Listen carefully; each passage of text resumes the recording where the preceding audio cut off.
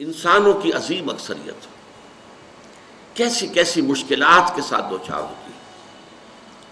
عظیم اکثریت وہ ہے کہ جو کمر توڑ دینے والی مشقت کرنے کے باوجود 2 وقت پیٹ بھر کر کھانا نہیں کھا سکتی، جن کے بچوں کو علاج کی سہولت میسر نہیں، مشقت، محنت، تکلیف، نہ صرف محنت و مشقت، محنت و مشقت کے اعتبار سے تو ہم یہ کہہ سکتے ہیں کہ انسان بھی لدو اونٹ کے مانند ہے یا کولو کے بیل کے مانند ہے، لیکن حیوان اور انسان میں اس اعتبار سے بڑا فرق ہے۔ انسان میں احساسات، رنج، غم، صدمہ،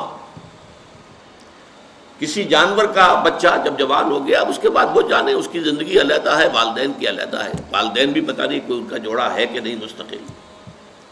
لیکن یہاں کیا ہوتا ہے؟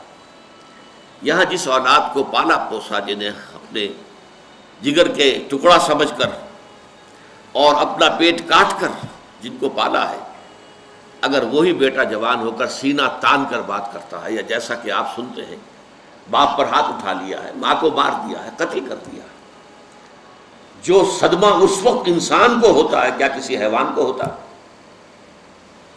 یہ صدمات، یہ رنج و غم، قرآن مجید میں ایک پوری سورہ مبارکہ ہے اسی پر، جس کا مرکزی مضمون یہی ہے، لا اقسم بہذا البلد وانت حل بہذا البلد ووالد وما ولد لقد خلقنا الانسان فی کبد۔ میں جو ابتدائی قسمیں ہیں ان کو اس وقت تشریح نہیں کروں گا، اس لیے کہ وہ ہمارا اس وقت کا موضوع نہیں ہے۔ جس پر قسمیں کھائیں اللہ نے 3، لا اقسم بہذا البلد وانت حل بہذا البلد ووالد وما ولد، 3 قسمیں کھا کر بات کیا کہی؟ ہم نے انسان کو محنت اور مشقت ہی میں پیدا کیا ہے۔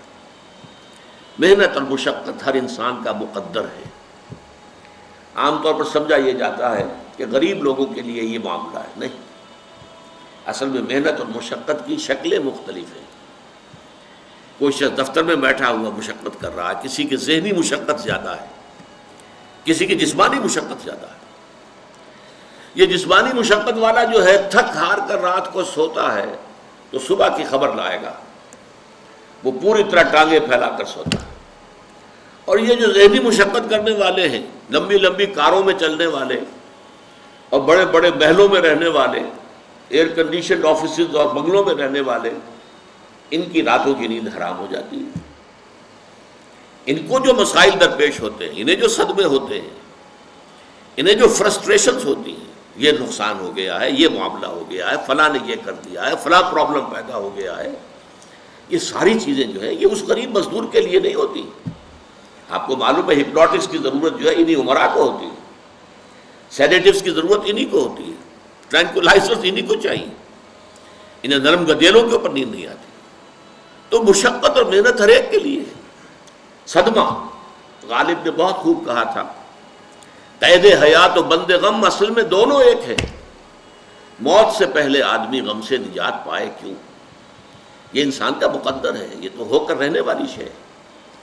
غم تو رہے گا، صدمہ رہے گا۔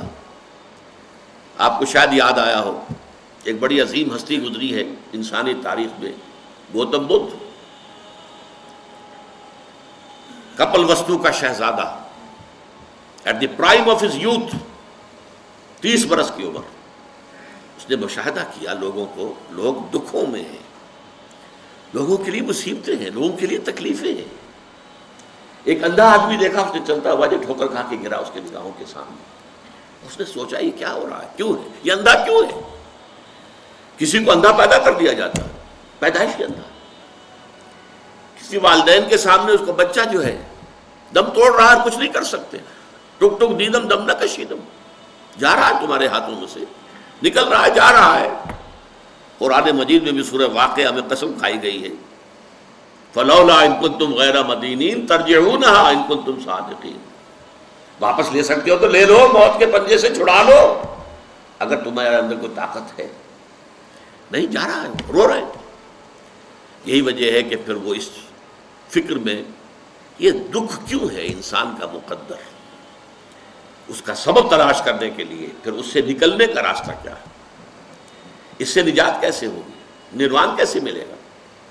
پھر آپ کو معلوم ہے 30 برس کی عمر میں جوانی کا دور، جوان بیوی کو رات کو سوتے ہوئے چھوڑ کر گیا ہے، شیرخوار بچہ چھوڑ کر گیا، محل چھوڑ کر جا کر خاک چھانی ہے، کہاں کہاں پھرا ہے، کن کن رشیوں منیوں کی خدمتیں کی ہیں، کہاں کہاں گیا ہے، کتنا وقت لگایا ہے، کن کن جنگلات جو ہے اس کے خاک چھانی ہے اس نے۔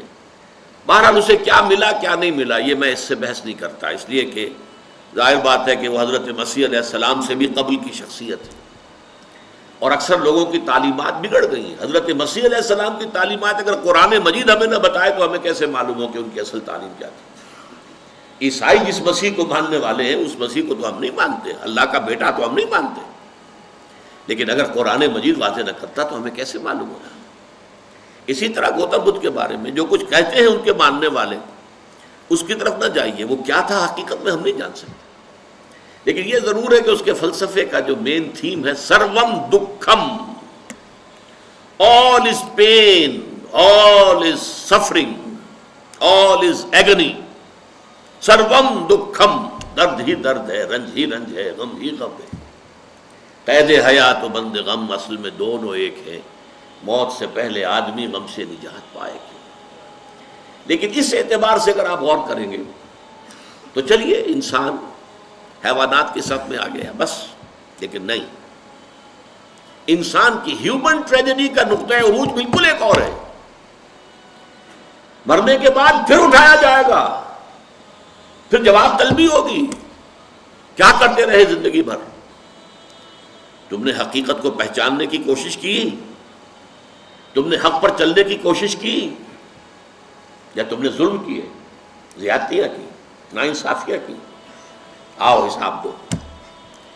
حیوان سے یہ محاسبہ نہیں ہے، نباتات اور حیوانات اس سے بری ہے، انسان ہے۔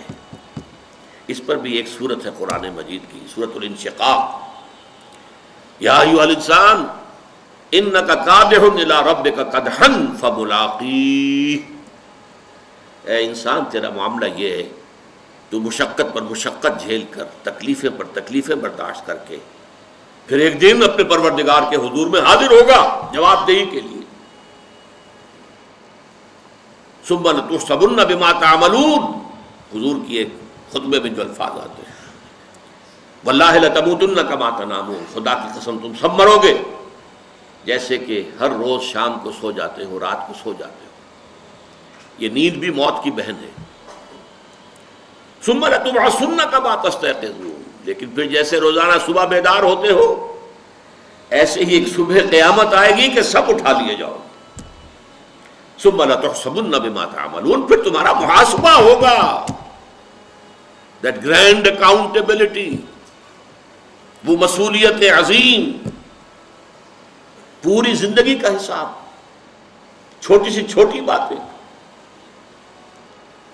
وَمَنْ يَعْمَلْ مِثْقَالَ ذَرَّةٍ خَيْرًا يَرَهُ وَمَنْ يَعْمَلْ مِثْقَالَ ذَرَّةٍ شَرًّا يَرَهُ، ذرے کی ہم وزن نیکی ہوگی وہ بھی سامنے پاؤ گے، اور ذرے کی ہم وزن بدی ہوگی وہ بھی سامنے پاؤ گے۔ انسان چیخ اٹھے گا، مَا لِهَٰذَا الْكِتَابِ، یہ اعمال نامہ کیسا ہے، لَا يُغَادِرُ صَغِيرَةً وَلَا كَبِيرَةً إِلَّا أَحْصَاهَا، اس نے تو نہ چھوٹی چیزیں چھوڑی ہیں نہ بڑی چیزیں چھوڑی ہیں، تمام کا احاطہ کر لیا ہے۔